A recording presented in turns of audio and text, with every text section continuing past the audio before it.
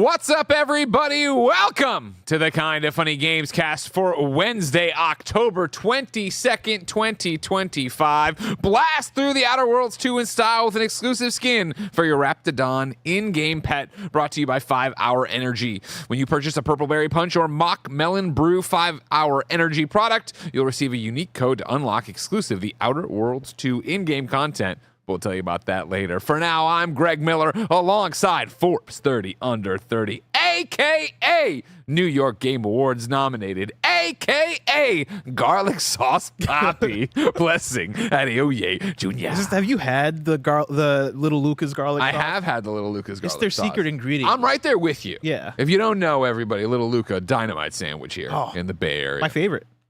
Yeah? I guess if I'm not counting Hot Boys chicken sandwiches. Yeah. You know what? I guess that technically is a sandwich, so I'll say my second favorite. But like this is like a deli. This is like you're getting exactly. I like Irving subs. Subs? Yeah. Okay. So here's my thing though. Mouth's watering. Yeah. I'm right there with you that a Little Lucas sandwich is messy. Yeah. Whereas an Irving sub is like a sub. Like, and it's also a conversation we'll follow up later this week of like, I'm ordering what I'm ordering. So like, you know what I mean? Like, I'm getting a not messy sub. I guess I could probably get a not messy sub from Little Luca, but I always feel like it's a wetter sandwich. But and you don't like the wetness? Oh, I do. I just have to be in a mood for that. Like that's you're saying, my thing. Yeah. You have to smell like ready, garlic. You're gross afterwards. You have to be ready for what the rest of the day entails if you're going to get Little Luca. Yeah, you're going to smell like garlic. You're going to feel like your hands are oily no matter what. You can wash your hands. You feel heavy. You can wash your hands. You're still going to feel oily for the rest of the day. It goes into your sweat, I think. I don't know what happens to me after I eat Little Luca, but it does take over. In the live chat, TL Sharpshooter says, dude, I'm having Hot Boys for breakfast right now. And that's the breakfast of fucking champions there. The world's famous Hot Boys. I like that quite a bit. I'm so jealous right now. Yeah. How are you doing? Very hungry. Are you hanging in there? I'm hanging in there. Yeah, I'm doing You had a great Games Daily with Andy. Loved listening in on that one. Thank you. I felt bad because I made him do a lot of reading. And he was struggling. I know. You tossed that boy in the deep end. Go. You know. But it was one of those news days. Big news day. It's going to be. Shout out Sarah Bond. Sarah Bond continuing to fund Kinda Funny Games Daily headlines out there, of course. And they're doing well. These episodes are doing well whenever Sarah Bond speaks. So. Well, I'm sick of talking about Xbox. Blessing. And that's one of the reasons we thought this would be a good Gamescast to do. Because if you didn't know, each and every weekday on a variety of platforms, we come to you with the Kinda Funny Gamescast, talking about the biggest topics in gaming. Whether they be reviews, previews, or just topics we need to talk about them, we tackle them each and every weekday here on youtube.com/kindafunnygames, twitch.tv/kindafunnygames, of course, podcast services around the globe. If you like that, hey, why not get a Kinda Funny membership? Of course, $10 gets you all of our content ad-free. It gets you your daily dose of me, Greg Miller, in a series we call Gregway. And of course, it gets you good karma for supporting an 11-person small business. No bucks tossed away, no big deal. Like, subscribe, share, tell your friends. If you have Amazon Prime, you have Twitch Prime, you could give us a free 30-day subscription that doesn't auto-renew and they don't remind you about. Of course, for a chance to be part of this show as we go with your thoughts on PlayStation's 2025, sound off in the Kinda Funny YouTube super chats, youtube.com/kindafunnygames. You can be there, be a part of it, help us out. Some housekeeping for you. Remember, we're an 11-person business all about live talk shows. Kinda Funny Games Daily was about how expensive the next Xbox will be. The premium Xbox. And after this, Andy and Nick are playing Jurassic World Evolution 3, and there has been so much drama on Slack and out there about the Amazon package Andy needs for this stream. It used to be just stream the games. Now, though, bless, you got to have the Amazon package. Roger is the one who changed everything. He did. He really changed. He got one, what do they call the thing that you walk onto the gym? A cane. A treadmill. Treadmill, thank you. You get one treadmill, all of a sudden, the streaming culture in this office. You know what I mean? I hear right now they're getting handcuffed to a raptor. If you're a Kinda Funny member, today's Gregway so far is 5 minutes on Marvel Cosmics Invasion's release date. Then a headache stopped me in my tracks. Then I had to prep this show and do a few other work. Well, you're going to get the other half of a Gregway somewhere in there. And who knows what it'll be by the time we get to it, but we're going to do it and it'll be fun. Thank you to our Patreon producers, Carl Jacobs, Omega Buster, and Delaney the Psalm Twining. Today we, of course, are brought to you by 5 Hour Energy and everything I was talking about, but we'll tell you about that later. For now, let's start with topic of the show. Blessing. It has been 538 days since our last episode of PS I Love You XOXO, when we bid that weekly PlayStation podcast to do, and instead move to the Gamescast being a day-by-day, topic-by-topic adventure we would all go on together with the biggest news in the industry. And we've had a lot of different plans. We like to tell you how the sausage gets made here. Yeah. We love talking about how the sausage gets made. We have had, in the same version you might have heard before, hey, there's this, what happened to Ubisoft? You talk about it on Games Daily today. This Gamescast about what happened to Ubisoft, yada, yada, yada. That's been kicked down the road. In the last 3-4 weeks, we've had hey, let's do a Ghost of Yote spoiler cast that has just been beat to shit. It's going to be me, Roger, and Bless. Hey, we'll do part of it with a developer, and then we'll do part of it. This is kind of funny. Well, I'm gone all the time for Ben stuff and then assignments, and then you're gone, and then Roger's gone, and then, okay, well, we'll do it in 2 minutes. All right, we got the developer booked. All right, the developer's sick. Then it's like, all right, we are far enough, and the juice isn't even there yet. No one is excited about that. So today was originally going to be one of the dates for the Ghost of Yote spoiler cast, but Roger missed it. He was going to be out today. Yeah. So I was like, you know what? We're killing that one. That one's been put out to pasture. We're done with that. Okay, it's over. It's over. But if it's just Bless and Greg on a podcast, what do we do? Is it going to the shit list is you and Tim's thing? You know what I mean? Sometimes I can't get in there. And sometimes Andy, whatever. Why not come back and talk about PlayStation? Because frankly, Bless, I'm sick of talking about Xbox all the time. I feel you. What the hell is going on in this world where Xbox is in the headlines every day? Never for good reasons. You know the reason. It's because they actually talk. PlayStation gives us nothing. PlayStation, they don't do interviews, they don't speak. Like, if they talk, it's when Mark Cerny for like 5 seconds wants to tell us that he's like, hey, we have an AMD processor chip. We have an AMD processor chip that's going to be the next gen PS5. Oh, that's awesome. So we talk about that, but it's like there's only so much I can say about an AMD processor in a PlayStation 6. Yeah. And so then Blessing, 538 days removed since PS I Love You XOXO's final episode. And almost all the way through 2025 now, I want to ask you, how are you feeling about PlayStation today? Today as in like 2025 or just in that?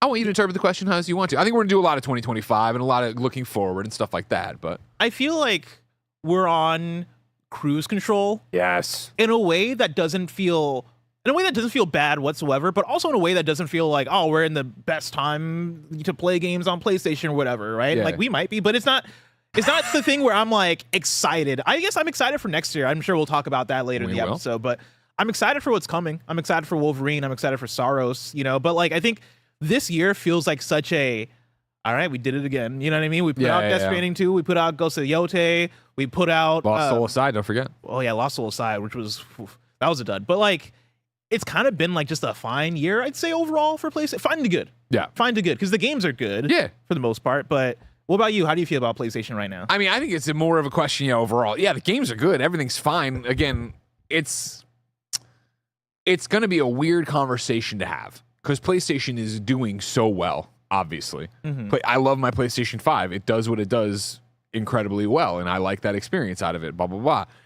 It's more the fact that, and this is me being an old head, this is me being someone who for nearly 20 years now has covered PlayStation. I guess that's not true, really, when you think about it, but 8 years at IGN being the PlayStation team, then for sure doing PS I Love You for so long and 2 spurts and all this different stuff. But PlayStation and Greg Miller have been synonymous for a long time.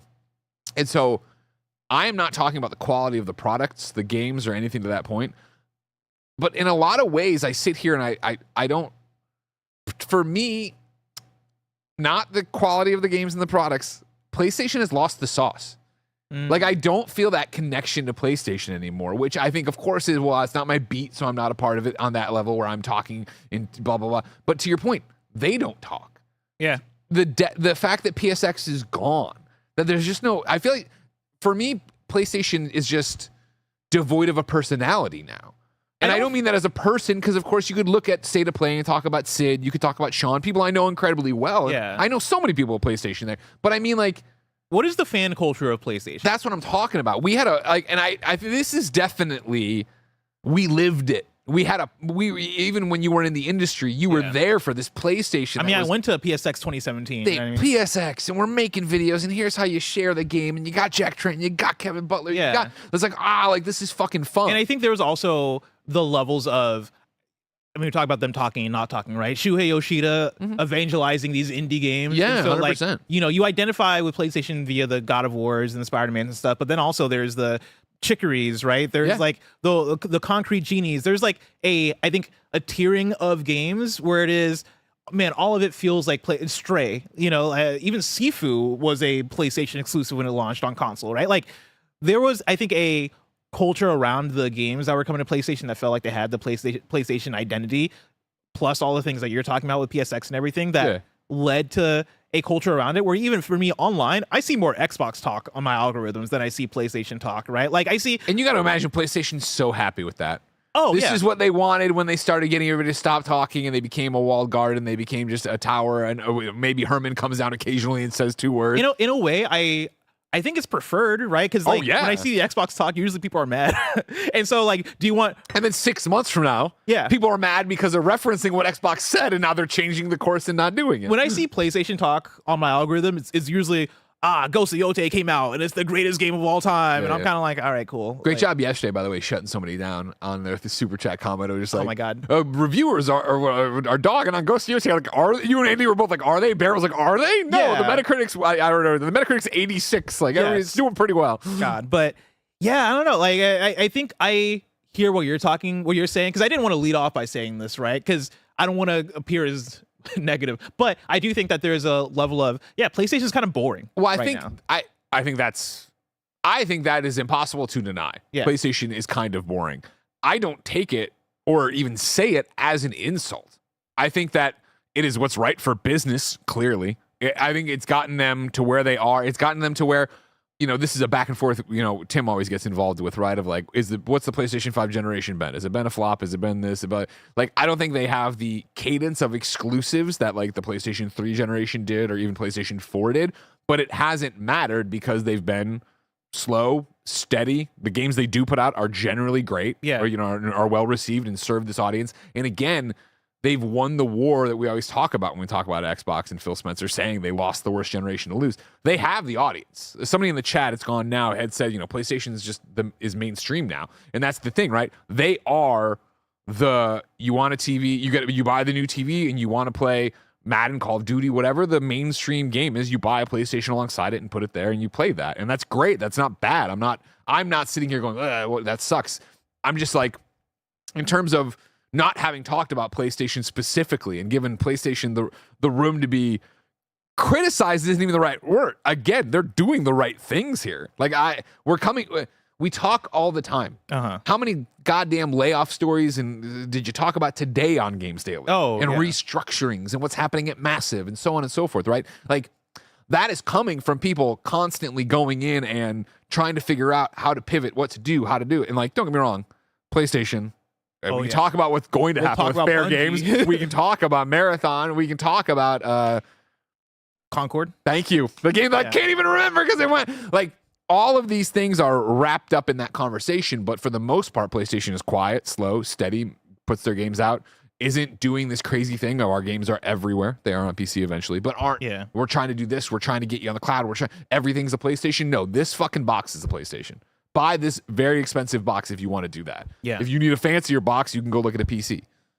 And now, if we're going to talk about 2024, I should have done more. I guess I was on KFC before this, so I didn't have the time. But like, if I could have done more, I guess, research, I would have liked to compare and contrast the years of the PS5, because I do feel like 2024 is a weaker year. I feel like 2024, I know Ghost of Yotei and Death Stranding 2 are the big ones. But you're talking about 2024. Or sorry, not 2024, 2025. Okay. Yeah, so the year that we're in right now, I feel like it's been one of the weaker ones. Really? Yeah. Last year, what are we talking about? We had Astrobot, of course. Come on, game of the year. Last year, you had Astrobot. You had Final Fantasy VII Rebirth. Yeah.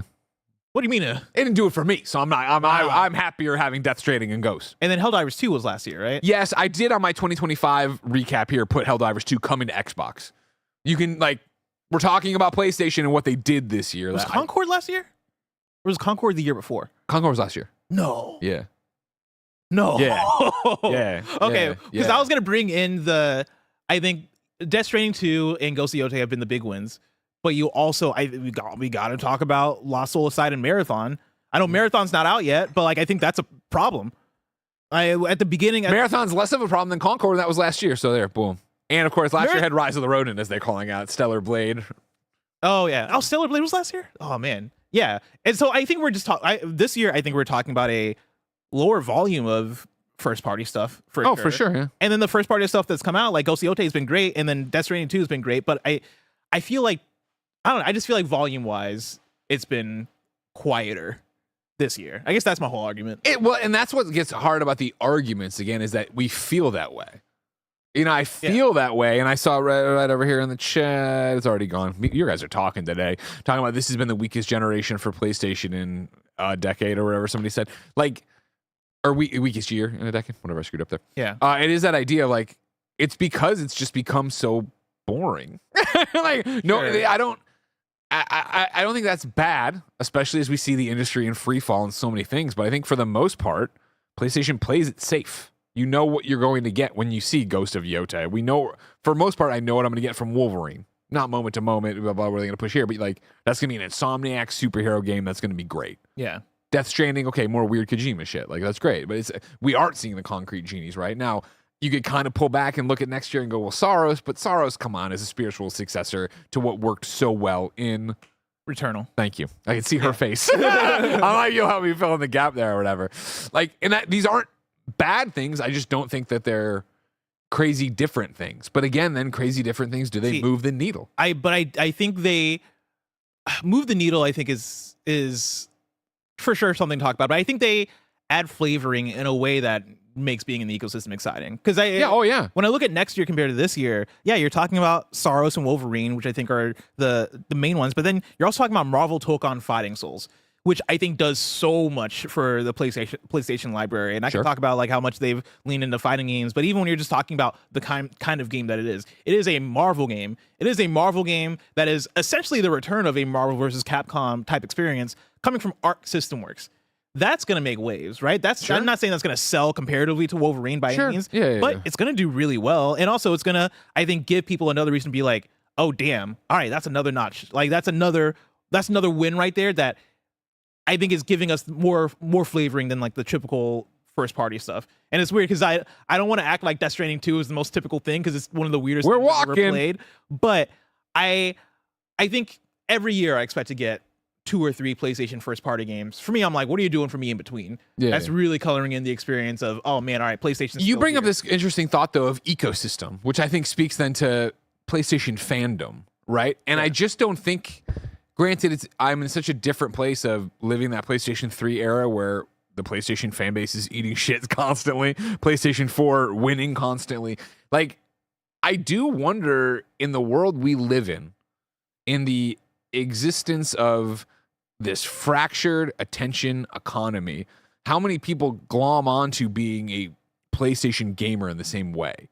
I just feel like and maybe it's my own shifts in my own life and all these different things, but with fewer exclusives and fewer things reaching out to be like, hey, thank you for being part of the PlayStation community. It just feels like that's been eroded. And again, I don't think it's bad, but I also think PlayStation's going, are we worried about diversifying the ecosystem when we're going to get third-party games to come into this game to fill in those gaps? Yeah. We're going to get indies. I say that because they don't always get them, right? But again, do they really care? We talk about the 16% from Matt Piscatella at Circana talking about these are the people who make games go and buy so many different games. There's a weird calculus I feel like going on at PlayStation where they're sitting there going, less is more. We don't need to invest in this crazy thing. And again, we're still seeing the ripples and the ramifications from this. Jim Ryan, let's do all these live services. We got 12 live service. Oh, you know what I mean? And that went. So it will be interesting to see. And I know this sounds crazy. 3 to 5 years, what the lineups of first party PlayStation exclusives look like. But again, with them fumbling the way they did with that initiative, but still winning the way they're winning right now, they have to be going whoa, hold up a second. How much money do we really need to spend to keep this going? What do you think the reaction to that from them ends up being, right? What are the learnings from PlayStation that then carry on into how they continue to operate? I think they continue to be slow and steady. I think you don't get that. This is where it gets weird because what are we talking about anymore with console life cycle and console generations and what does that actually mean? I think games that must have been planned here for the back half of PS5 are what can we do to make it a PS6 game? And this gets so hard to talk about because we don't know what the PlayStation 6 will be. Is it just an iterative, more powerful PlayStation 5? Is it backwards compatible in a way that we're still doing 2 versions. Are we doing you're just buying a PlayStation game and it runs on both? That's where I don't want to get. But I think like you're talking about like PlayStation 6 exclusives. Yeah. Okay. Do those exist at launch? Do those exist? I think they're going to be so traditional in the way they do it. Yeah? Like I think it's going to look exactly like that transition from PS4 to PS5. So we'll be getting Bugsnax PS4 and Bugsnax PS5. I think we're going to get that, but I think we'll get 1 or 2 PlayStation 6 exclusives. I think this is a bet I'll make. I think Fizzant is going to be a PS6 exclusive. Oh yeah. I think that'll launch in the first year or 2 of the PlayStation 6, and I think that'll just be PS6. But then you're also going to get whatever Insomniac game that's going to be for both, or whatever like other quote unquote PlayStation exclusives that are going to be on both PS4, or PS5, PS6. But you're going to have 1 or 2 key like these are the needle movers for us to make people make that jump, because I think you always need, at least for how they're operating now, where they're in that weird middle space between a Nintendo and an Xbox, right? I think you still need those console exclusives to make people make that jump. Otherwise, I think you then commit to being generationless. And I don't think that's their move. I don't think that's their move. Yeah. Yeah. They're finding so much. I think they're going to look more like Nintendo in that regard. Yeah. How do you think? Like, it's funny to come off of this Games Daily right today talking about Sarah Bond being like the next Xbox is going to be premium. Mm-hmm. Do you think that that's going to be? If I'm PlayStation right now and I hear that, and they probably knew it already, or whatever, but if I hear that, I'm sitting there going, oh my God, yes. Because PlayStation, I assume, is going to be another box that is $500, $600 tariffs, whatever we're at, right? Yeah, I think it'd be more. But I think it's going to be, I think it's just based off of tariffs in world economics of PlayStation 6 coming in at $700 and them and us just having to make peace with. If you think that's, what do you think Xbox would be then for a premium Xbox? $1,000. Okay. Yeah. Okay. I think that's what we're talking about. I mean, see, I think I agree with you. That's where my mind would go, right? $999 US. And so if PlayStation, I'm thinking, how can we get this thing down to 600 tops, 599 tops? I just don't know if that's possible with parts and all that shit. Yeah, right? For sure. Because you have to make the PS6 more powerful than PS5. I don't know what the features are. I guess the features might just be the AI evolution or whatever, and like the partnership with AI. Not Xbox is the AI evolution. Well, no, PlayStation. God. But like in the way of like DLSS. I'm not talking general. Oh, okay, good. Yeah, I think when they're talking about what the next PlayStation is, it's gonna be doubling down on. All right, you see the pisser. This is now. I don't think it'll be PSSR, right? And this is a kindafunny.com / you're wrong, even though we're on. I'll throw up in you're wrong. Yeah, okay. They're now partnering. It was AMD that Mark Cerny announced it with. So I think it's going to be more of AMD's AI innovations that you're going to see on the PlayStation side. So whatever they call that on PlayStation, I think that'll be the big thing. And then a lot of the features, whatever ray tracing, whatever thing they want to talk about there, will be framed around that. That's my guess. Okay. And I think when we're talking about that, maybe they're able to get the price down because a lot of the technical visual improvements are happening via the AI thing. AMD is FSR. FSR. Thank you, chat. Maybe that helps with the price, but I'd also think that maybe that actually makes the price more. So that's where I come down on $700 because I'm just expecting now with any hardware, like any hardware that's coming out, I'm just putting $100 to $200 more on the price tag. It's like, yeah, we're gonna eat it. It's gonna happen. It's gonna happen. It's gonna have to go that way. I want to get some super chats in here. Y'all have been talkative. Remember, youtube.com/kindafunnygames to be part of our ongoing discussion. Mike wrote in and said, 2025 PlayStation is like that best friend that moves away, and you still kind of keep in touch, but you're not having those same kind of moments like the good old days. That's too real. I feel like that's what you're talking about. That's too real. I don't like that. But yeah, that's 100% what I feel like. And again, I am not knocking this. I'm just having an honest conversation about it. Like, I think it works for PlayStation. It's just been interesting to see it move around. I'll ask you a question. Sure. Because we've talked a lot about how now you're gaming in all these different places, right? Yeah. Is there, when you get a new game or you're getting a code for a game to review, do you still get PlayStation codes, or is there a reason why you would ask for a PlayStation code over any other platform? There's reasons. Yeah, this is a thing that I do. I think most of the time, to pull our curtain back again, when you get approached for a game code here, and this is maybe too broad a brush, but it does happen often. Usually we have PC codes ready to go. Usually when somebody hits you up and says, hey, do you want a review code? We have PC now. Often it's followed up by consoles at a later date, closer to launch, yada, yada, yada, because of course, it's easier for Steam to generate codes and give them out, apparently, than it is for PlayStation, Xbox, and Switch, especially, to actually go do it. So that factors in, and then it becomes also a little bit of like, well, what is the next what do the next few weeks look like for me? Am I on the road? Am I having to do this thing? Am I going to have time to go down and sit at the big TV where I want to be parked in front of it? But even that's going away. Kevin, can you throw up the hyperlink I have in the doc for Greg's trophies this year? I've had this feeling. We, of course, did a Gamescast last week where I apologized to PC gamers and ran through, hey, I've been doing more and more, obviously, and I've been doing it since I started really hardcore using the ROG Ally at the beginning of the year, but especially now with the Razer Blade 16, especially now with this Xbox One. This is very much napkin math. So this isn't 100% accurate.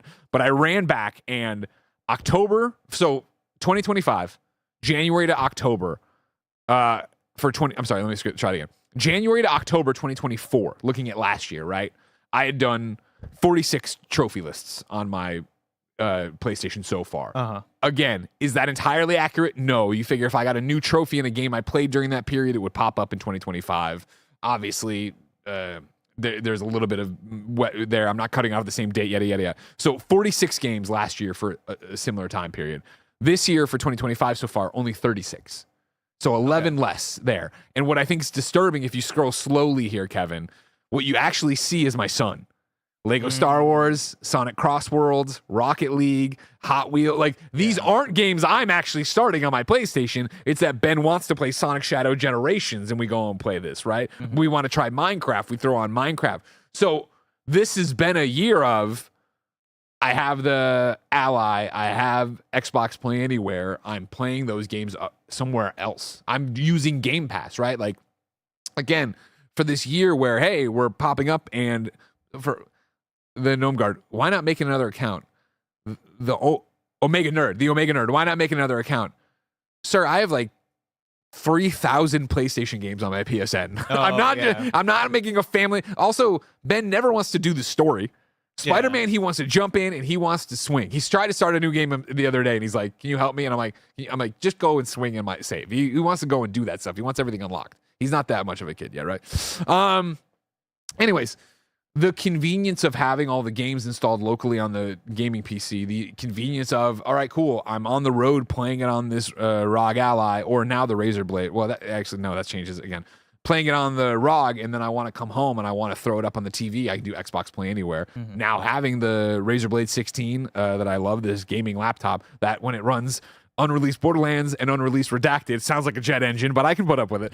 I can just plug the HDMI in there, right? Like what I said last week in my PC gaming Gamescast is still here, where it's like I always went to consoles because they were convenient. I wanted to turn them on and I wanted them to work and I wanted to play my games. I didn't want to worry about my driver. I didn't want to worry about this. Why isn't this compatible? For the most part, PC gaming's figured that out. At least with the I'm a stupid moron who's buying or getting sent for review Razer Blade 16, ROG Ally X. Hey, they just work and they're top of the line right now, so I'm not worried about anything. They're doing what I want, and then it's now the convenience of I want the game with me all the time. You've listened to me a long time. You've heard these ridiculous fucking stories of me dragging PlayStation 4s and second screens onto planes and having them rigged up. Like, it was the same thing with the Xbox Series S and the X screen of like, I want to play my real game that I'm reviewing on the airplane. And the inability to do that has always been such a pain in my ass. To do it on the road, to do it on the couch. Oh, well, there's remote play. And I love my PlayStation Portal. I think most of the stuff you see there, I'm probably putting the most of time in personally on the Portal before I go downstairs to do it or in bed or whatever. There's still that thing. There's still that latency. There's still that thing of me playing Skate and being like, this challenge is just too tricky for me to do on the Portal. Yeah. And then what happens? We live in an age of fucking convenience where my Skate account isn't tied to my PlayStation. It's tied to my Skate. So, of course, when my ROG Ally can run Skate, I'm there doing that. I'm playing on the Ally handheld. Wait, I lose cross-save? Cross-save, brother. No way. Yeah. Skate is? Yeah. You have your EA account or whatever, your Skate account or whatever it is. You can play it wherever it is. So it's installed on every one of my devices. If I knew this the whole time, I'd be playing so much more Skate. Yeah. Honestly, yeah. All right, that's good to know. Yeah, it's just like Fortnite and all that shit where it's like, you buy something on the Battle Pass over there and it's over there. You got it all set to go. Oh, hell yes. Yeah. And so, like, that's my thing of, like, it's been fascinating in 2025 to see the scales finally flip here, where it is the convenience for me has always been why I go to console, but the PC in general handheld thing is so convenient and what I want to do that it's just there. So I think that answer actually flows nicely into my answer, but then also what I think PlayStation could do, and this is gonna be speculation, right? Of like where PlayStation might go that might bring me back around. Because I think I'm in a lot of ways similar to you as far as it just comes down to how do I want to play and the convenience factor. I've been requesting a lot more PC codes lately because of the Steam Deck and because my home setup now. I now have a 4080 in my tower, and this is the same like setup that I play my PlayStation 5 at, right? Yeah. So literally, I'm playing off the same monitor for both these things, but then the Steam Deck lets me play it on the go. I've kind of given up on my Portal. Oh wow! Well, I guess it doesn't fit your lifestyle. It just doesn't fit my lifestyle. Because you know, I feel like I struggle when it is, all right, one, I don't have a case for the Portal for if I'm traveling, but then also when I'm traveling. Why would you take it?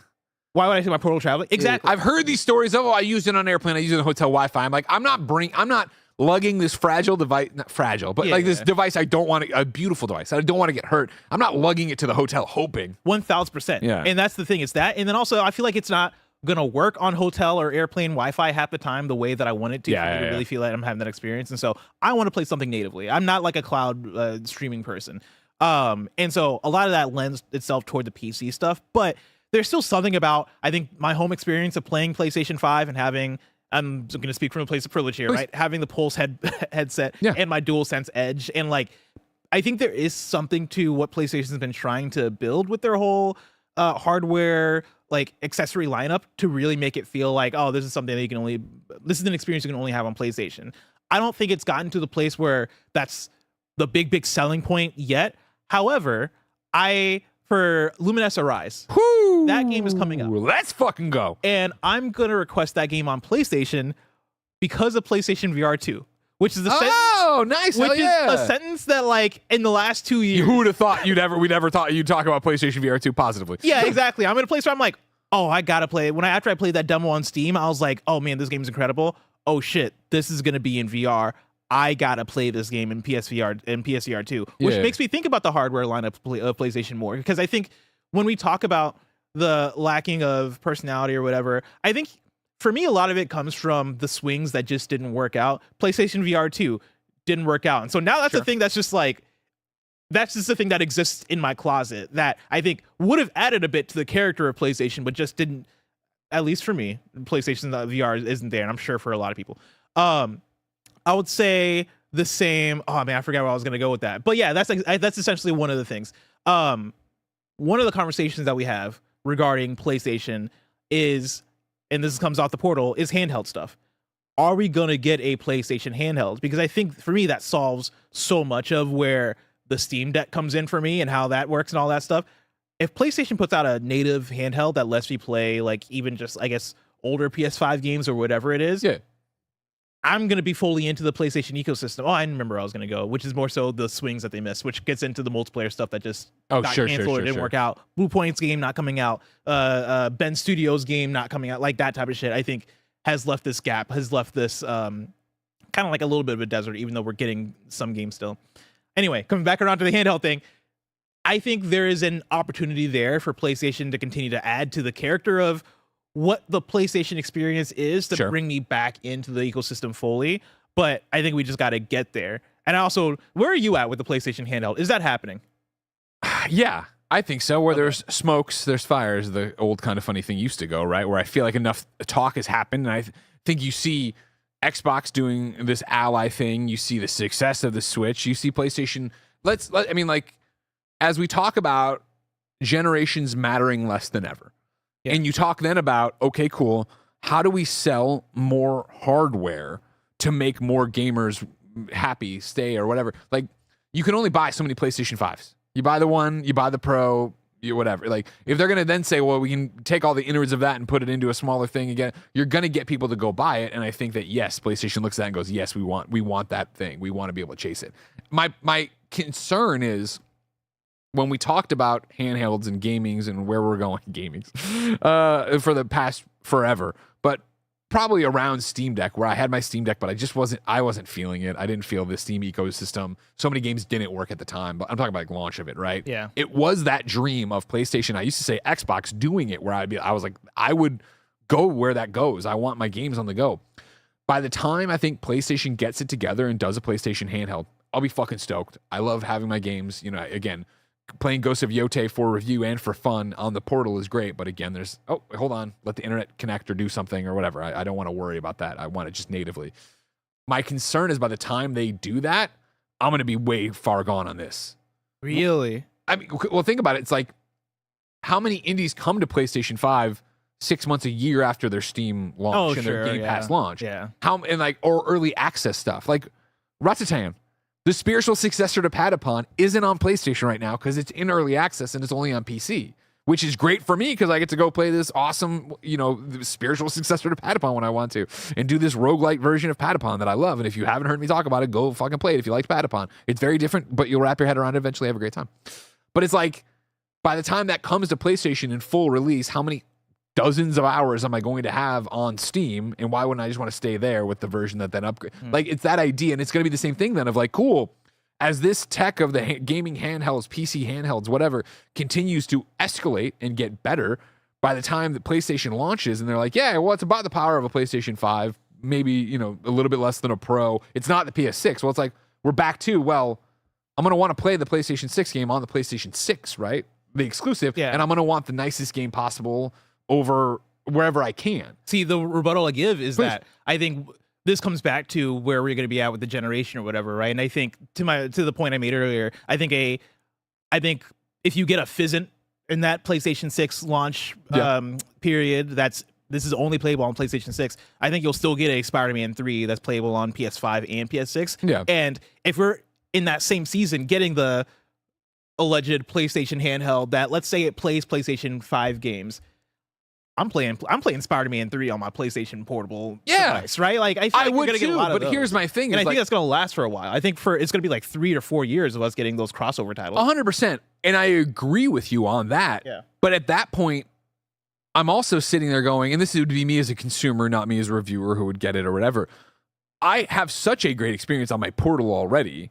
What would be the point of me buying, like, you know what I mean? To take it on the road and go. Sure, take it on the road and go. But if I'm already locked in on this PC version road and go, if I'm only already using my PlayStation 5 for exclusives, which I pretty much am as my trophy list shows, it's like, well, they're losing me more and more over here, right? Like, I talked about this on Gregway of like, it was a redacted and then we did it and we talked about it. But like, for some reason over on the Razer Blade 16, I cannot get Vampire the Masquerade Bloodlines 2 to run on it.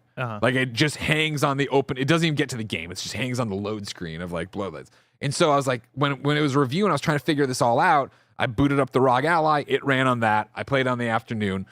The ROG, of course, a great machine, but it's not the most powerful guy in the world. So it was like, oh, this looks garbagey. And so I hit up PR, I'm like, hey, they were giving me things for PC, and I'm like, we are well out of my depth, nor do I want to do this. Convenience, can you just give me the PlayStation 5 code and I'll start it there? They did, I did an afternoon and 2 afternoons with it.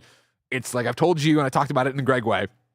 It's a very interesting, quaint, it's a PS3 game. It feels like a fucking PS3 RPG, which I'm not against, especially in spooky seasons, being vampires and yada, yada, yada. I want to get back to that when I'm done with Redacted, and there's a moment here before the next Redacted comes, right? And it's that thing of like, I booted it on the Razer today and it didn't work. And I'm like, all right, I'll continue on PS5. And then I was like, wait a second. NVIDIA GeForce Now. Boom. There it is. Yeah. I'm going to give up the 5 hours I have on PlayStation to then play it here on NVIDIA, right? Which I can play on the Mac, which I can play on the Razer, which I can play on the ROG and have it running with a 5080. This isn't an ad, a 5080 RTX, right? It's like, well, yeah, duh, I'd rather do that because I don't know when I'm picking that game up and going with that game, and that'll work so well. It's like, to then go, PlayStation's got a handheld. Great. I'm fucking lost in the sauce of having, I now have multiple options on how to play a game outside of the play. Like, yeah, you know, this is always in some, I know for PC people, they're screaming of like, it's always been this way, and it has, but there's been hurdles. And now more than ever, the hurdles are so small.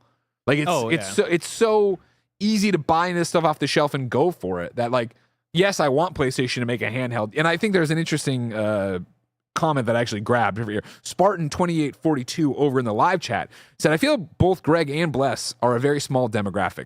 Most people are commuting for work or playing at home. I can't imagine spending $500 to $1,000 on something just to play 20 minutes at a time. You're not wrong. We are well aware the gaming handheld market is a very small piece of the pie. I'm not saying this is going to lead to PlayStation's downfall. You're listening to an enthusiast video game podcast about how we consume games and where we're at with PlayStation. And I'm just telling you that the convenience race for my life has been won right now by PC gaming and Xbox Play Anywhere or whatever. Yeah, I do think that as far as like that small piece of the pie that are into like the handheld stuff, I do think that the PlayStation brand does so much for that though. It's going to be in contrast to, I guess, how I feel about the Xbox ROG Ally, where I view that so much as a PC handheld that just happens to have some Xbox branding to it. I don't think that's for everybody, right? I think that's for that like small piece of pie. When PlayStation puts out a console PlayStation handheld, I think that speaks to a way broader audience. I think you're talking to, I mean, you go to people and be like, yo, this is the next PSP. This is the next, maybe leave out Vita. Not even, right? Like, I think depending on the level of power for this PlayStation Portable, it becomes, yo, this is the PlayStation Switch. Yeah. This isn't a PSP. Exactly. This isn't knockoff games that aren't as good as your full-fledged PlayStation. This is the PlayStation in the palm of your hands. Yes, it looks worse and it doesn't run this and but it's like, it's PlayStation. You get to do whatever you want. And not to get, I know this is almost like a different conversation or a deeper conversation. But I'm loving it. We're having a great show. Yeah, but I think at that point, if I'm PlayStation and I put out a new PlayStation handheld that has the power of the PS5 because it has, AI, pisser, AMD, whatever it is, right? Like that it's able to get there and you're able to sell it and do whatever. Like, I think maybe you can even look at some of your first party studios and go, hell, focus this. Like, we want to make your PS4, or sorry, not PS. I keep saying PS4. Make your PS5, PS6 cross-gen game, but we're going to market it heavily for the handheld. We're going to make people look at this handheld and go, damn, they're putting everything out for this thing. Like, this is essentially exists as a new portable console to me. Eric86 says that Portable is going to hit so hard. Don't doubt it like everyone did the Portal. Yeah. People love that Portal. People went to that Portal. They can't believe it works. You know what I mean? Like, yeah, I think you come in and do it. The price has to be right, though. That's of course. Spartan 2842. I'm going to do this and then get to an ad break. Popped in and said, wait, read my other comment. It was a better follow-up. Then Spartan said in the follow-up, I believe this is it. Plus, I work in front of a PC all day. I'm not gaming on PC because it reminds me of work. It all comes down to what is convenient for you to play. Last part there, it all comes down to what is convenient for you to play. 100%, you are totally right. I'm right there with you. Mm-hmm. The first part of your statement is what I said for years because it was annoying as shit, as I always joked around I have my giant TV, I hooked the fucking tower up, then I got this mouse and keyboard and I'm staring up at it. Like, that shit's done.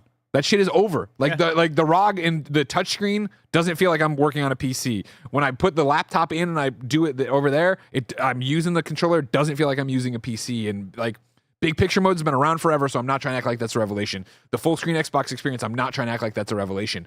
But it is the idea that hurdle is now so tiny. I do not, when I use the laptop and I plug the HDMI into it and it throws it up on my screen, I do not feel like I'm using a PC and I'm sitting on my couch with a wireless thing. Back to you talking about the PlayStation hardware and how the Pulse Elites and the Pulse Smalls, whatever they fucking call them. My Pulse Explorers. All the stuff PlayStation's done for their ecosystem.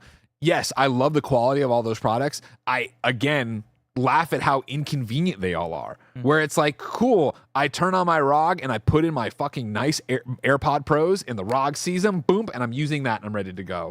When I really when I was going on the plane to play the Razer Blade 16 and do it, I brought my kind of funny Xbox controller. It's sunk through Bluetooth, no problem. And I grabbed the nice Xbox headset that is sunk Bluetooth, no problem. The fucking goddamn PlayStation Pulse adapters and the plugs and shit. Fuck that. No, if I want to go and I want it to fucking work. I'm such the reverse where whenever I want to like link more, I guess Bluetooth link my headphones or like my Pulse Explorers to my Steam Deck, half the time I'm having issues with that thing. I cannot find it in the list of things. It won't pop up. I'm like holding buttons. I'm doing all this shit. It's so fucking annoying. That's why I'm saying like the PlayStation ones haven't worked for me for it. But like for when I'm sticking within the PlayStation ecosystem, I have the sick ass thing. Oh, they're great. Yeah. Yeah. Of like I have the thing plugged into the back of my PlayStation at work, and so I walk in with my Pulse Explorers, turn on my PlayStation, automatically it already knows. Yeah. I'm like, this is bliss for me. Exactly. Convenience. Yeah. Just like some people say The Kind of Funny membership's pretty convenient.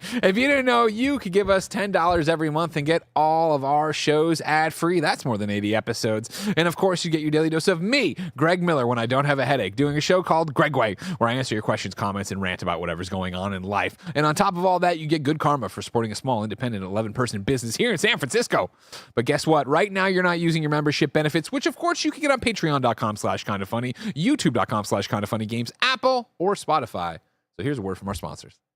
Greetings, taste buddies. Wishing you could sip the bold taste of tomorrow, today. Now you can with the ripest flavor creations from your friends, the makers of 5 Hour Energy. First up, we've got Mock Melon Brew 5 Hour Energy Shots, inspired by the new video game, The Outer Worlds 2.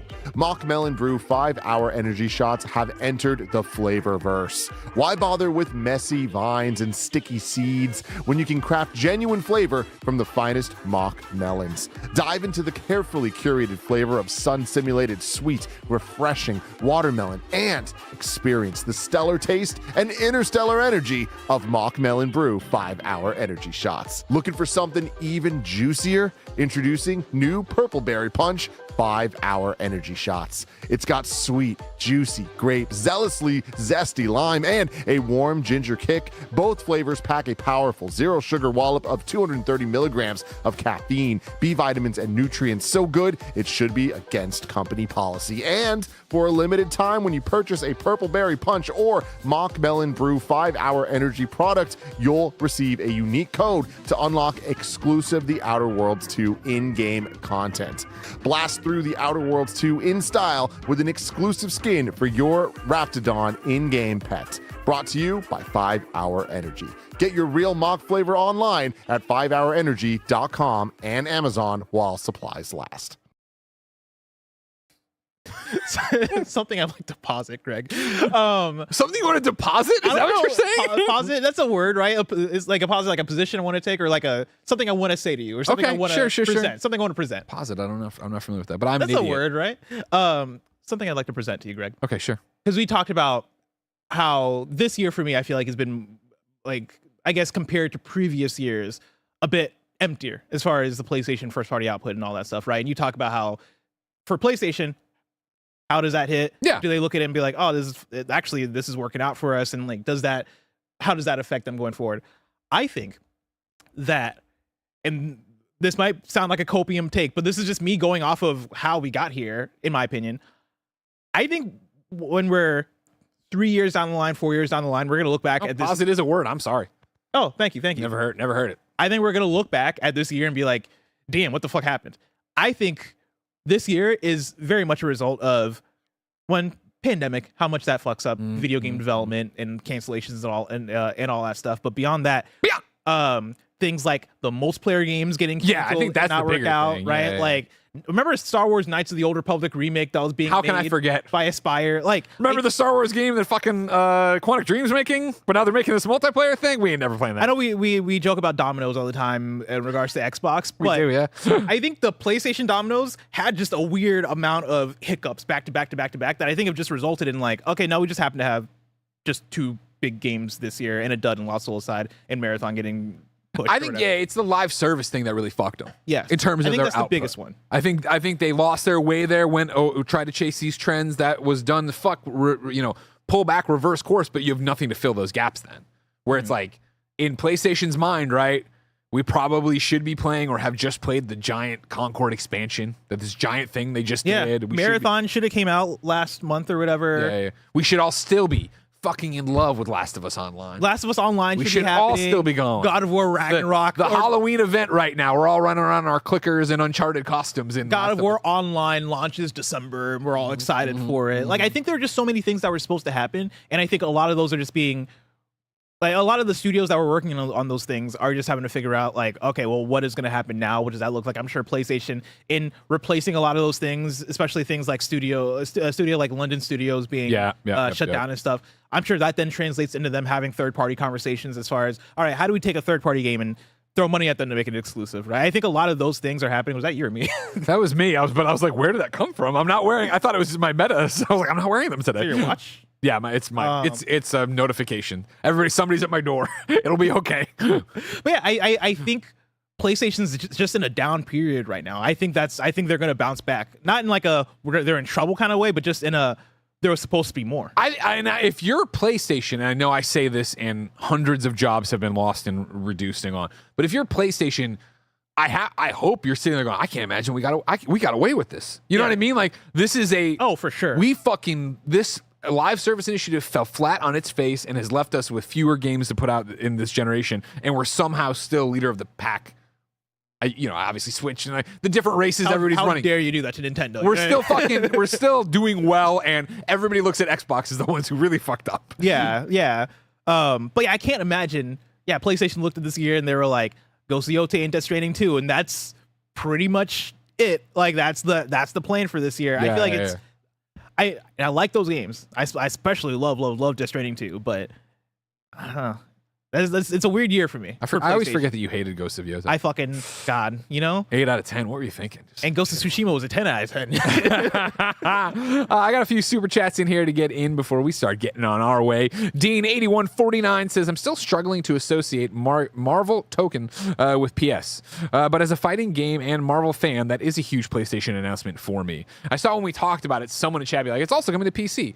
Of course it is. Yeah. We're talking about it better come to PC. What in this console landscape or whatever. Not that it matters, because the Xbox ROG out there is going to fucking play it anyway. Marvel Token Fighting Souls I put in the same bucket as a Helldivers 2, just as far as like it's a third-party thing that they're publishing that's also multiplayer, and so you got to put it on PlayStation and PC because you don't want to confine that audience to just one thing. So here's a good use case scenario, I think, for your way back, way back when you were like, when review codes come in, what are you requesting on? Yeah. The one I'm not struggling with, but I keep hemming and hawing about is Arc Raiders. Arc Raiders looks awesome. I really want to play Arc Raiders. We did the interview on Gamescast. The boys have been streaming it. I've been watching it. I'm like, yes, hell yeah, I want to play this game. But I'm torn on if I should PlayStation it or if I should PC it. Because it is cross-play, so it doesn't matter for the group I get it with. Mm-hmm. But it's more the idea of like, when the Razer Blade 16 being connected to the TV is still a new thing to me. Like, that's still not second nature. And so then it's like, well, how much Arc would I actually play on the ROG? I feel like this has got mic support, and I'm going to have to talk to people to play, so that doesn't seem like the actual thing. Yeah.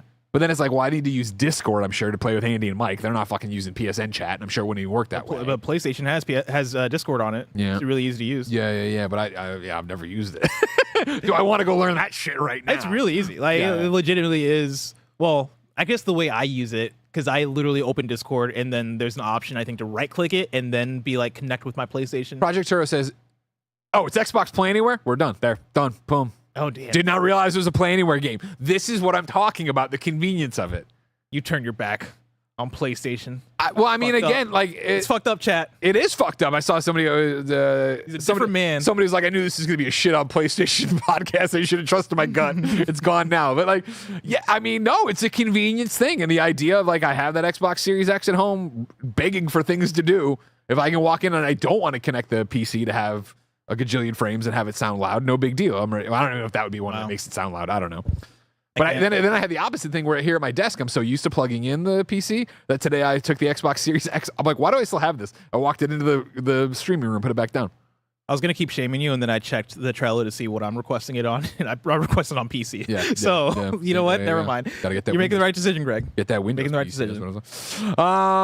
JB says it's been quiet this year because the year is all about third-party indie games. Expedition 33, Hades 2, Silksong, etc. Again, you're not wrong about that. Those are the games that are filling in all these gaps, and not all of them, obviously, because Hades 2 still is non PlayStation. But you know what I mean in terms of all these missing things. But I also think that like I don't view them as gap fillers though. Like I think for PlayStation, because they're the leader, I guess in this regard in the Xbox versus PlayStation race. Yeah. Like those are the main events. Like those are like the PlayStation audience. I don't think really care whether it's a Ghost of Yotei or a Clair Obscur, right? Like they just view those as dope ass games that are on the platform. At least if you're a regular person, you view that as a dope ass game that's on the platform. 100%. So it's like a win is a win is a win. 100%, and that's why again PlayStation I think is the mainstream console. Yeah, it's got what you want, and then it's got these amazing things you can get nowhere else. Yeah.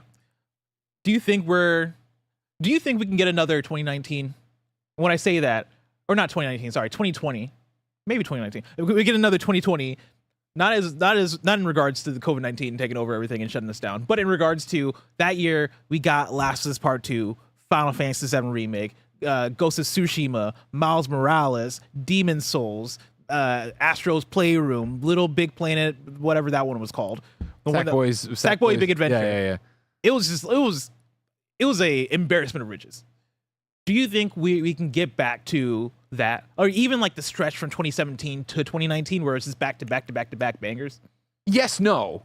I think you started bringing in games that are third party there and third party partnerships. I think with that, yes. Mm-hmm.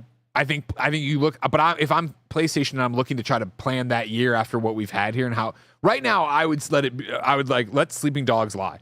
We are doing and make another Sleeping Dogs. Bring back Sleeping Dogs. But we're doing so well right now with minimal output. Let's keep it this way. PlayStation 6, let's have multiple years in, whatever, this year that is, we have every quarter we have a gigantic PlayStation exclusive, and then we have these partnerships that are also exclusive. You know what I mean? Is it too early to start predicting the launch year of the PlayStation 6?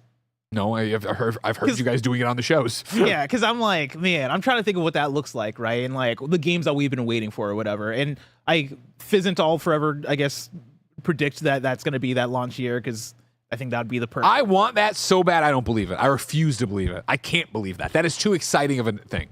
What, you think it's just too far out, or you just think they're not going to be able to line that up? I think they can't. I don't think they line it up. Ooh. See, I look at that. I'm trying to think of the other studios. Man, I miss on the show when PS Love You was every week where we just had to speculate about studios all the time because there was nothing else to talk Sony about. Bend, what are you fucking doing? I mean, they were starting whatever thing they were doing, right? I still don't believe that. I worry about them. I worry about them all the time. Blue Point, what are you doing? Yeah. They were starting whatever thing, right? So it's like, are those going to be around? I don't know if those are going to make it for a PlayStation 6 launch if we're talking about 2 years from now. Do you think Intergalactic's PlayStation 5 or PlayStation 6? I think it'll be across the time. I think it comes out. Let's say if PlayStation 6 comes out 2027, because I don't think that's crazy to say. Okay. If that comes out 2027, I think that game, it's kind of like Last of Us Part 2. I think it's the last hurrah of PS5. And then guess what? Intergalactic remastered PlayStation 6. And they remastered it 3 more times after that. What's up with the Horizon? Where's this multiplayer game? Not the MMO. Fuck that. I don't care. But where's the goddamn we're going to go monster hunting together? And then, where is the third installment? Where's Horizon 3? You made such a big fucking deal of this goddamn cliffhanger ending that was so not satisfying for Horizon 2. That should be a segment as we check in on on every PlayStation major franchise right now. Because Horizon, the multiplayer game has to be in the next year and a half. Yeah. I mean, I don't understand what's going on. And again, the game's just not ready. Maybe they're still cooking, whatever, blah, blah, blah. Maybe they're just also trying to get some distance from the multiple failed multiplayer games so that they don't. I feel like the well is poisoned on any fucking PlayStation multiplayer game that PlayStation is making. Is it Concord? Will we ever see it like Marathon? Fair Games is in free fall. Like fucking intro graphs for every one of the IGN GameSpot previews writes themselves of PlayStation has struggled in the multiplayer genre. Here are these 3 things that have not gone the way they, but here they are with one of their biggest franchises, and it is good or bad. You know what I mean? But I think outside of the ones you mentioned, like how many still Big Bad Beluga, call Holman Hurst right now. What's going on over there, Herman? Hey, Holman. Holman, what's up? Because just to fucking airball that name as hard as you could. Well, outside of those that you mentioned, because they canceled. I feel like after those cancellations, how many of those do you think they even have in the well still? Like, are there? I think there's so many we didn't know about that got canceled as well. Oh, for sure. So then, you're looking at Horizon, and it's like you're looking at Horizon and Project Gummy Bears, which I swear to God that exists. We're gonna get that announced at some point in the next 2 years. Remember this. Natty says Marathon will get delayed. Do you think Marathon get delayed to what? I was gonna say it's delayed. It's already delayed. I'm saying Marathon will get canceled. Yeah, I don't think it'll get canceled, just because they announced the private tests. Lucid Dream. Holtzman Holm was demoted.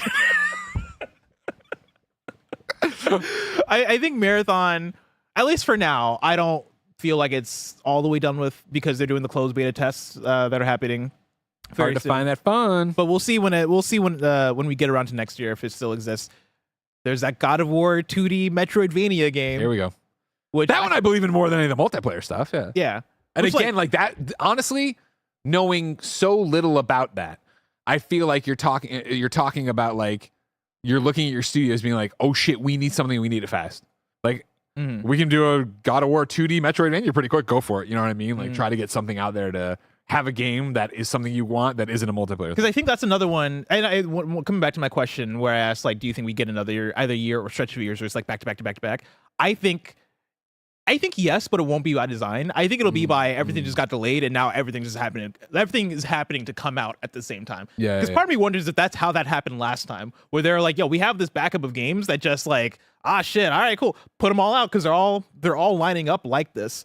I think even this year, that God of War 2D game was supposed to come out this year, I believe, according to rumor mill, yeah, or at least announced. Rub, if you can trust him. So, like, was that a situation of that getting delayed to next year? Marathon, even though I know that's not like a banger thing, like that is seemingly delayed to next year. We're looking at next year as being a pretty busy year for PlayStation, and I don't know if that's by design. I think that's just by happenstance. And will it still be a busy year for PlayStation with fucking Grand Theft Auto dropping in the middle of it? Keep in mind that like this is the like you talk about like PlayStation being mainstream. That means people are going to look at Grand Theft Auto and go, "That is a PlayStation game. I'm playing that on PlayStation." And that's gonna what do you think change moves? everything. Saros, we know, is coming out March 20th. Yeah, I think they got that. They're trying Neo's to get February. Do you think Wolverine gets delayed? No, I think you do that because we don't have a date on that, right? This is next year. Yeah, next fall. Yeah, you do that in the fall because Grand Theft Auto is May, right? Yeah. So you let Grand Theft Auto just run away with the summer. Yeah, clear summer. Yeah. I agree with that. And then Marvel Tokon's a weird one because if you put that out, I feel like you got to put it out before whatchamacallit, Evo. Unless maybe you put it out after Evo and just let people have a full year with that game before that comes back around. Because Evo's in the summer. But that's the same thing as like, I sometimes wonder, and this is a crazy statement. Hold on, let me make sure Andy's seeing my request for a different thumbnail. Not are we giving Grand Theft Auto too much credit? It's going to be insane and it's going to dominate and yada yada. But like, if they do the thing where they don't launch online for Grand Theft Auto at the same time, Grand Theft Auto, stay clear of May, obviously. Stay clear of June, I would think as well. But like in July, there's going to be oxygen again for a fighting game to come out and be there. Because again, especially for a fighting game that's going to speak to such a specific audience of like, hey, we want to be here with the fighting game community. I think that's something you could launch alongside, do not go head to head same day or anything. Oh, sure. I hear that. I think this one is special though. Like I think Marvel Tokon Fighting Souls has the opportunity to be mainstream in the way that like a Mortal Kombat is. And I say that entirely because of the Marvel license, sure, and because Marvel is kind of. I mean, look to Marvel Rivals, right? Yeah, where it's like how many people were playing. I mean, I know this sounds stupid. Overwatch is very popular, sure. But I mean, like this is a hero shooter with heroes. I think more people came. And it's free. More people came to try that than would have jumped into an Overwatch. I apologize. Yeah, but I think in regards to placement of it, because of both GTA and Evo, like because Evo chat is Evo. Okay, here we go. No, that's Evo France. June. Okay, here we go. June 26th is when Evo 2026 is. I think that's still too. I think one that's too close to GTA, but then also it's too early in the year for if you were to drop Marvel Tokon in like in April or something. I think they want to give people more time to play that game and get ready for that. Okay. And I think Evo is a major marketing beat for a game like this. Sure. Like I think you have to frame the release of this game kind of around Evo, especially because of the PlayStation connection. So yeah, I think that's a fall game. I think Marvel Tokon comes out in the fall as well. Okay. And I think honestly, that and Wolverine could be a great 1-2 punch if you have them like 1 month after the other. Yeah. Ride that Marvel high. Yeah. Let's get some more super chats and then go to lunch. Sky says, I think I'm just going to move into the PC gaming space instead. I just can't be bothered by all the console BS anymore, lol. Crazy statement, but I understand where you're at. Yeah. I don't know how much. I mean, I'm not mad at it. Again, I understand we're talking about, S'mores and Oreos says Arc Raiders is cross-save, get both PlayStation 5 and PC. Oh, it's cross-save as well? Apparently, according to S'mores. But it's Xbox Play Anywhere, so it's like already solved. I have a system running it again. Yeah, we just get multiple copies. But but they're back to Skate. We're back to Skate, where I have Skate installed in every machine. Is Arc Raiders is that a premium? Like, do I have to buy Arc Raiders? You do, yeah. Oh, okay, never mind. Check. 30, 40? It is $40. 90? Okay, never mind. That costs money. Yeah. Manny Bagel Boy Sanchez. Good to see you, Manny. I haven't read your name in a while. I'm in the same boat as Greg. My consoles are my son's now. Basically, I play on ROG Ally or my PC Tower now. Kids always take the big TV. We're not that far gone, thank God. You know, just Saturday and Sunday afternoons, we're down there on the big TV playing games, and Ben obsessed with Spider-Man, obsessed with Astrobot, ready to go there. See, this is what I'm talking about when I say I go on Twitter and I don't. Whatever happened to the PlayStation toxic console warriors? You know what I mean? Oh, they're still there. What happened? All y'all are weak. I mean, how many? It's like it's one of those things. How many? Like I don't like y'all, but you know, where'd you go? Well, I mean, when you see Xbox failing so badly, like they're beating themselves up. They got bored. And when the Xbox influencers and podcasters started burning their stuff and saying, like, the PlayStation kids were like, Jesus, we can't even go at you. We can't even go at you. We feel bad for you. Sorry this is happening to you. They're playing games. Omega Buster says, what if I have to choose between that $1,000 handheld and my Patreon sub? The horror. Omega Buster, we're just $10. Don't worry about it. You can afford $1,010. I'm not worried about that, right? People are saying they're still there. I just look in the wrong places. Yeah. You flirt. Where do I got to go to find That's the other thing, too. You're always like, oh, it's way less toxic. Like, no, it's more. I'm like, well, I'm not going to comments and message boards and all this I'm shit going anymore. to r/PlayStation right now. You want to know? I had to unsubscribe from r/skate because they hate the game so much. Oh, really? They're like, this is ruining my enjoyment. I'm like, I can't even read this anymore. Fuck, I would get out of here. And then Lucid Dreams, the final super chat for now, says Strive launched in June 2021 and was at EVO that year. Man, they're all just posting Ghost of Yote on They're happy. They're out there having fun. They're happy. I mean, PlayStation's celebrating. Dang. Well, good for y'all. Good for y'all. Good for y'all. This was a fun conversation. This is a good time. Yeah. There's no summation, really. I still love PlayStation. I'm still excited for a PlayStation hand. I still love the exclusives. But I think, it's the conversation we've had so many times on Greg Ways during passing with other things of like, I feel like the ecosystem doesn't pull me in. And the ecosystem I'm including is the surrounding tissue of being online and being part of the PlayStation community and all this stuff. You know what I mean? Like, it's not that I don't love trophies anymore. It's just that I'm so busy both with the amount of fucking games to play every week, even when it's not review season, that it's so hard for me to be, I'm going to platinum this. I'm going to play this over and over again. It's then the idea of like with, the business and being a dad, my gaming hours are still there, but they need, as I've said before, they need to be for the game I want to play / need to play. I no longer have I've played 4 hours of the game I wanted to play. Now I'm going to do an hour of bullshit platinum trophies for fun. Like, it's just not the thing. And so, like, that's all part of the same equation. Yeah. And that's the convenience of everything else meeting me somewhere. But we'll continue to see how it evolves as time goes, Bless. I'm right there with you. For now, everybody, that's been another episode of the Kinda Funny Gamescast. Thanks for hanging out with us and talking to us. Remember, your programming day isn't over quite yet. Right after this, the stream is going to start, and it's Jurassic World Evolution 3, the new Jurassic Park game they're all playing. Andy sent me a screenshot. That was the reason why he is not able to make the thumbnail as fast as I wanted. And you will not want to miss this stream. So catch it later if you're not watching live, youtube.com/kindoffunnygames. If you are watching live, stay on Twitch or get ready for a new link here on youtube.com/kindoffunnygames. But remember that this has been the Kinda Funny Gamescast. Each and every weekday, we run you through the biggest topics in video games, whether they be reviews, previews, or just discussions we need to have. We'd love you to support the team. Kindafunny.com. You can go there, get to patreon.com/kindoffunny, youtube.com/kindoffunnygames, Apple, Spotify. Pick up your Kinda Funny membership so, of course, you can keep the lights and mics on for another 10 years. For now, no matter what you're doing, we say to you, goodbye.